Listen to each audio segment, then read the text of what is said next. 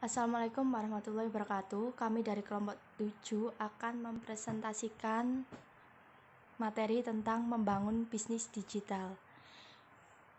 Yang pertama yaitu Ahmad Mufarikuddin dengan NIM 1903011114.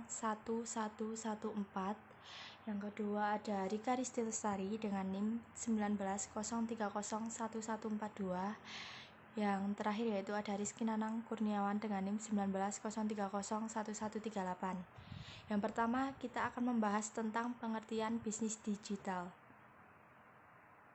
Bisnis digital merupakan sebuah kegiatan bisnis yang memanfaatkan skill di bidang teknologi informatika dan komputer. Tipe bisnis ini juga bisa diartikan sebagai sebuah pemanfaatan atau kecanggihan teknologi.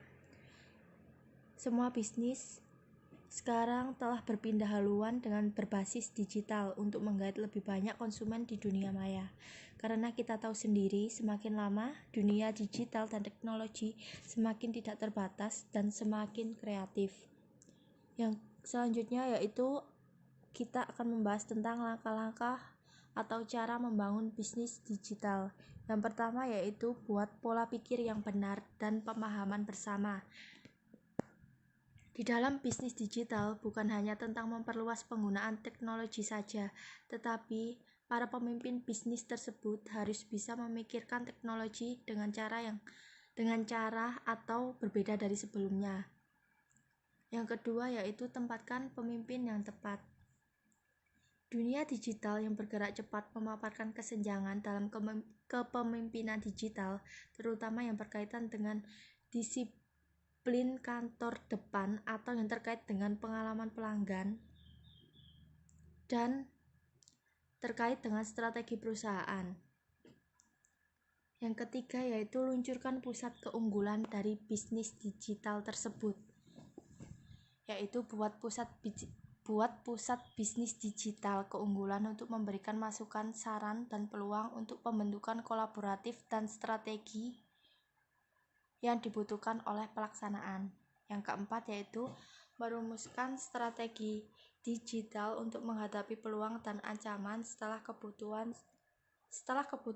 strategi digital telah ditetapkan 5 elemen berikut harus diatasi, yaitu model bisnis baru, portofolio produk dan layanan, teknologi, informasi, dan konten media, serta saluran. Yang kelima yaitu temukan atau kembangkan keterampilan dan peran bisnis digital. Yang keenam yaitu membuat kemampuan bisnis digital baru. Selanjutnya yaitu jenis-jenis bisnis digital. Yang pertama ada marketplace. Model bisnis ini yaitu menghubungkan antara penjual dan pembeli pada satu tempat. Contohnya seperti Tokopedia, Shopee, Akulaku, Bukalapak, dan sebagainya. Yang kedua ada advertising, yaitu model bisnis ini menghubungkan para pemasang iklan dengan pemilik media. Dalam digital, seringkali pemilik media juga mempunyai model bisnis advertising untuk menyediakan iklan langsung dalam platformnya. Contohnya seperti Google Ads, Facebook, Instagram, dan lain sebagainya. Yang ketiga yaitu ada infomediary. Model bisnis ini menghubungkan konsumen dengan kurasi informasi yang bersifat spesifik dan bernilai. Yang keempat ada merchant, yaitu model bisnis ini sama seperti model bisnis yang sudah ada sebelumnya di era digital, namun perbedaannya terletak pada pemanfaatan digital sebagai saluran distribusi dan pemasaran.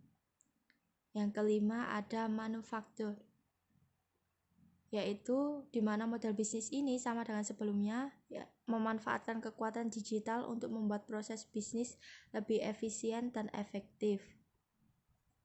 Selanjutnya yaitu ada community. Model bisnis ini mengandalkan komunitas yang aktif atau tinggi untuk menjalankan bisnisnya.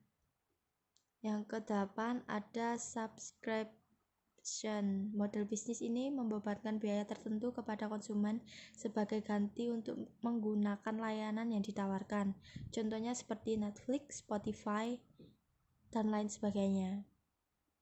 Yang kesembilan ada utility, yaitu model bisnis ini membebankan biaya sesuai layanan yang digunakan. Contohnya seperti Gojek dan Grab. Yang terakhir yaitu strategi membangun bisnis digital. Yang pertama, kembangkan mindset bisnis digital. Yang kedua, bentuk tim solid. Yang ketiga, pilih model bisnis yang tepat sasaran.